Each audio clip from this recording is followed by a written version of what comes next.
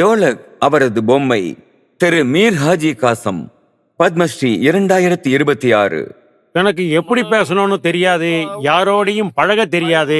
என் டோலக் பேசும், புரிஞ்சுக்கும். அதான் மக்களுக்கு என்ன அறிமுகப்படுத்துது. அதனால மக்கள் என்ன ஹாஜி ரமக்டோ சாஹிப்னு கூப்பிடுறாங்க.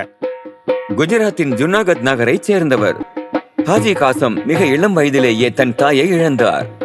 இசை பின்னணியை சார்ந்த மீர் சமூகத்தைச் சேர்ந்த அவரது தந்தை பல்வேறு நிகழ்ச்சிகளில் டோலக் வாசித்து பிழைப்பு நடத்தி வந்தார்.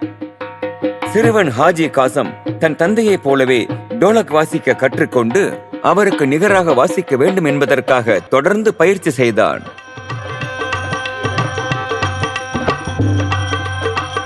இளம் பருவத்தில் அவர் பகல் நேரங்களில் ஒரு ஹோட்டலில் வேலை செய்தார்.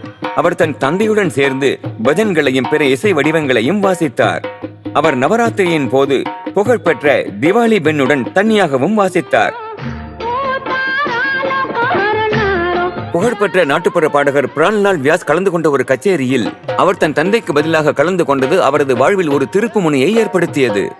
ஒருத்தர் எங்க அப்பாட்ட சொன்னாரு, உங்க பையன் காசம் உன்னை விட நல்லா வாசிக்கிறான்னு. அதுக்கு எங்க அப்பா சொல்லிட்டாரு, இவனை நீயே வச்சுக்கன்னு.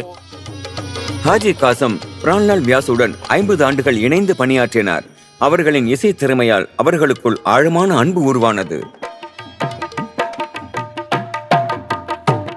இவ்வாறு ஹாஜி பஜன், கவ்வாலி மற்றும் கஜல் வாசிப்பதில் ஒரு மேஸ்ட்ரோ ஆனார்.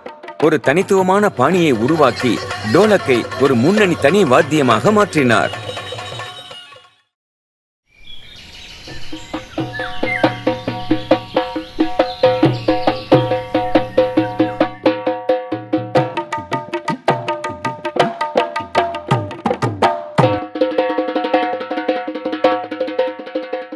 வறட்சி காலத்தில் குஜராத்தில் மாடுகள் பெரிதும் பாதிக்கப்பட்டன. அவற்றுக்கு உணவளிக்க புல்லோ வைக்கோலோ இல்லை. ஹாஜி காசம் ஒரு கோசாலை நிகழ்ச்சியை தொடங்கினார். பசுக்களுக்கு தீவனம் வாங்குவதற்கான நிதியை திரட்டுவதற்காக அவர் சுமார் 30,000 நிகழ்ச்சிகளை நடத்தினார். எனக்கு கொடுக்கப்பட்ட இந்த பத்மஸ்ரீ விருத நான் ஒரு பெரிய ஆசீர்வாதமா நினைக்கிறேன்.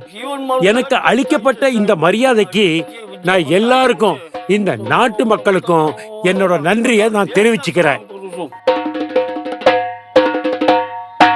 திரு மீர் ஹாஜி காசம், பத்மஸ்ரீ 2026. கோடி கோடி நமஸ்காரம்.